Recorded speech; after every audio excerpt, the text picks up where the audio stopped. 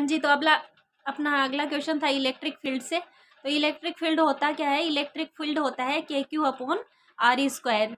के Q upon are square से अपन समझे तो यानी कि कुलाम्स लॉ की फॉर्म हो गई, क्योंकि कुलाम्स लॉ क्या था? K Q one Q two upon are square. Coulomb's law यही था ना, k Q one Q two upon are square. बल्कि जो अपना ये इलेक्ट्रिक फील्ड है ये क्या है? के क्यू अपॉन आर स्क्वायर। तो अपन लिख सकते हैं F equals to Q into E. तो ई इक्वस टू क्या हो जाएगा? F upon Q. E equals to हो जाएगा ना एफ अपॉन क्यू। बिल्कुल टिप्स पे करो। क्या हो जाएगा? K Q one Q two upon are square upon में Q.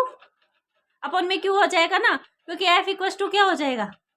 F equals to q E था, ई इक्वस टू क्या हो जाएगा? एफ अपॉन में क्यू। और एफ की वैल्यू क्या थी? K Q one Q two upon are square upon में क्यू। ठीक है, तो क्यू वन, अब क्यू वन क्यू टू को क्यू भी मान सकते हैं। ठीक है, तो क्यू से क्यू।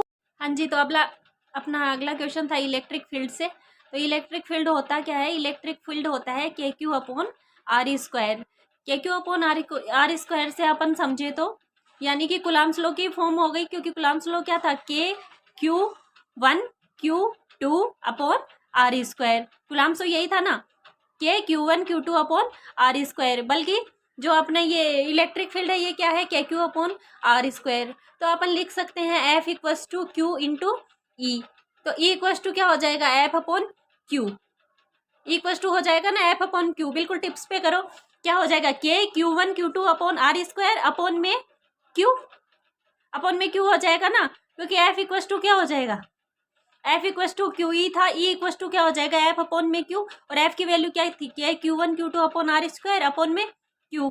ठीक है, तो क्यू वन, अब क्यू वन क्यू टू को क्यू भी मान सकते हैं। ठीक है, तो क्यू से क्यू। ठीक है, उसके बाद में करेंगे जैसे k Q one Q two upon are square upon में क्यू। ठीक है, क्यू वन क्यू टू को क्या मान लेंगे? क्यू मान लेंगे। तो क्यू से क्यू कैंसिल आउट हो जाएगा और रिमेनिंग में क्या बचेगा? ई इक्वस टू के क्यू अपॉन आर स्क्वायर। और ई इक्वस टू के क्यू अपॉन आर स्क्वायर ही क्या होता है? इलेक्ट्रिक फील्ड होता है। ठीक है, अब अपन सोचे कि इलेक्ट्रिक फील्ड एक स्केलर क्वांटिटी है या फिर वेक्टर क्वांटिटी है। अब एक बात बताओ, ये क्वेश्चन आपने पूछ लिया, लेकिन एक बात बताओ, जो फोर्स है वो स्केलर क्वांटिटी है या वेक्टर क्वांटिटी? फोर्स क्या है? स्केलर क्वांटिटी है क्या वेक्टर क्वांटिटी? वेक्टर क्वांटिटी है ना, वेक्टर क्वांटिटी है ना। तो अगर फोर्स वेक्टर क्वांटिटी है तो इलेक्ट्रिक फील्ड भी क्या होगा? वेक्टर क्वांटिटी होगा। क्यों? क्योंकि फोर्स में अगर डायरेक्शन है, क्योंकि ई इक्वस टू होता है एफ अपॉन में क्यू, और अगर एफ क्या है? वेक्टर क्वांटिटी है, तो ई भी क्या होगा? वेक्टर क्वांटिटी होगा। Okay done. अब आएगी यूनिट की बात। तो एफ इक्वस टू क्या है? Q E. E equals to क्या है?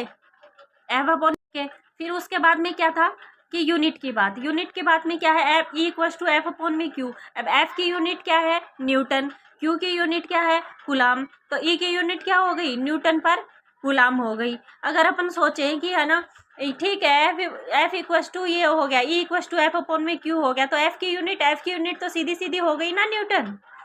ठीक है, कई बच्चे जैसे चक्कर में पड़ जाते हैं कि मैडम अगर इसकी फॉर्म में इसकी यूनिट आ रही है कि न्यूटन पर कूलाम, लेकिन उसकी इस फॉर्म में ये इसकी यूनिट क्या होगी? एफ की यूनिट क्या होगी? तो बेटा उसमें चार्जेस है ना जो कूलाम, तो वो क्यू से क्यू कट जाएगा, कूलाम से कूलाम कट जाएगा, और उसकी जो यूनिट है वो एन न्यूटन ही बचेगी।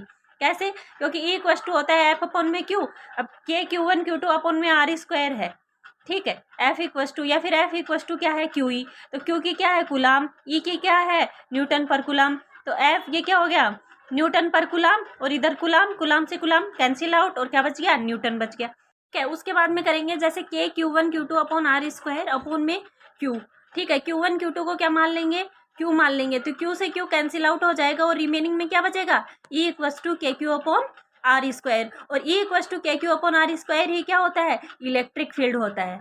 ठीक है, अब अपन सोचे कि इलेक्ट्रिक फील्ड एक स्केलर क्वांटिटी है या फिर वेक्टर क्वांटिटी है। अब एक बात बताओ, ये क्वेश्चन आपने पूछ लिया, लेकिन एक बात बताओ, जो फोर्स है वो स्केलर क्वांटिटी है या वेक्टर क्वांटिटी?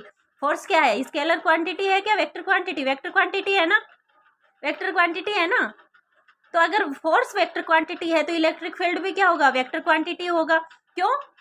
क्योंकि फोर्स में अगर डायरेक्शन है, क्योंकि ई इक्वस टू होता है एफ अपॉन में क्यू, और अगर एफ क्या है? वेक्टर क्वांटिटी है, तो ई भी क्या होगा? वेक्टर क्वांटिटी होगा। Okay done. अब आएगी यूनिट की बात। तो एफ इक्वस टू क्या है? Q E. E equals to क्या है? फिर उसके बाद में क्या था कि यूनिट की बात, यूनिट के बाद में क्या है, F E equals to F upon में क्यू। अब एफ की यूनिट क्या है, न्यूटन, क्यू की यूनिट क्या है, कूलाम, तो ई की यूनिट क्या हो गई, न्यूटन पर कूलाम हो गई। अगर अपन सोचें कि है ना, ठीक है, एफ इक्वल्स टू ये हो गया, E equals to F upon में क्यू हो गया, तो एफ की यूनिट तो सीधी सीधी हो गई ना न्यूटन। ठीक है, कई बच्चे जैसे चक्कर में पड़ जाते हैं कि मैडम अगर इसकी फॉर्म में इसकी यूनिट आ रही है कि न्यूटन पर कूलाम, लेकिन उसकी इस फॉर्म में ये इसकी यूनिट क्या होगी, एफ की यूनिट क्या होगी, तो बेटा उसमें चार्जेस है ना जो कूलाम, तो वो क्यू से क्यू कट जाएगा, कूलाम से कूलाम कट जाएगा और उसकी जो यूनिट है वो एन न्यूटन ही बचेगी। कैसे, क्योंकि ई इक्वल्स टू होता है एफ अपॉन में क्यू, अब के Q1 Q2 अपॉन में आर स्क्वायर है। ठीक है, एफ इक्वल्स टू या फिर एफ इक्वल्स टू क्या है, क्यू ई, तो क्यू की क्या है कूलाम, ई की क्या है न्यूटन पर कूलाम, तो एफ ये क्या हो गया न्यूटन पर कूलाम, और इधर कूलाम, कूलाम से कूलाम कैंसिल आउट और क्या बच गया, न्यूटन बच गया।